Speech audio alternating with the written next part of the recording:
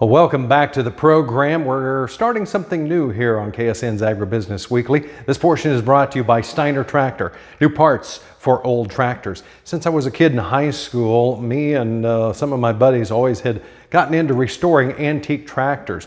This is one of my latest restorations. This is a 1959 Minneapolis Moline G6. G6s were built between the years of 1959 and 1962. By the end of the run, when they stopped building these, they were selling for about $6,500 new.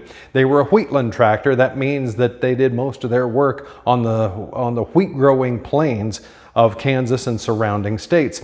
These tractors were about 70 to 80 horsepower. This one happens to be fueled by propane, but they also came in a gasoline and a diesel version. But the propane versions were probably more prevalent in this part of the world because at that time, propane was much cheaper as a fuel.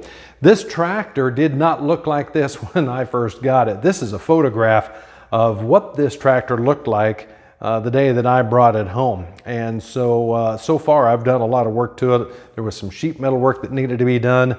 There was some clutch work that needed to be done. And so it took a little bit to get to the point where it would look like it does now. One of the things about restorations and restoring tractors like this is not just the appearance that you see here, but also some of the fine detail. And that's what we're going to talk about today. This tractor had sat outside, and these tractors did not have cabs on them when they came out new. And so this tractor has sat outside all of its life, most of its life.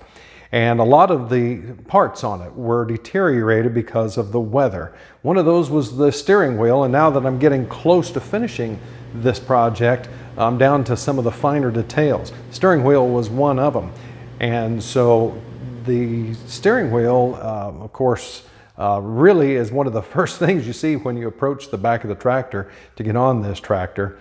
And it was in very bad shape. It was bent, as you can see. There were chunks of the plastic that had just not only faded from sun, but also had broken off because of heat and deterioration. And today, we're going to replace this with a new steering wheel that I got from Steiner. Now, once we have the jam nut off, all I did was back this jam nut up just a little bit to use it as a base for the puller. I got a puller on here, and since this steering wheel's been on here since 1959, we're gonna go ahead and just pull this steering wheel off with the puller.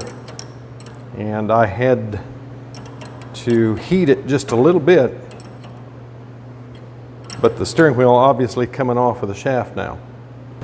Now with the steering wheel loose off of the shaft, to take the jam nut off, we should be able to pull this off.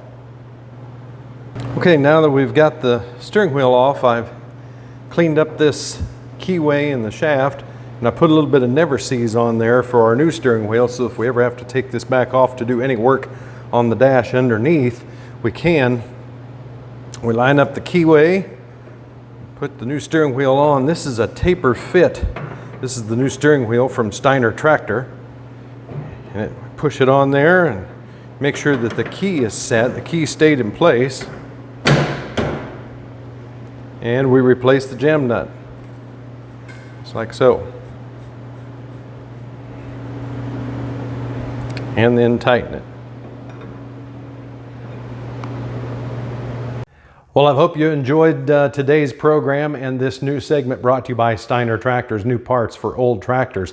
We're going to continue to keep you up to date on this project and also my 1937 John Deere D project. Originally was my granddad's tractor, bought brand new.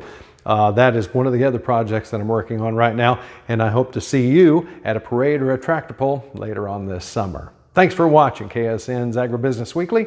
John Jenkinson. We'll see you again next week.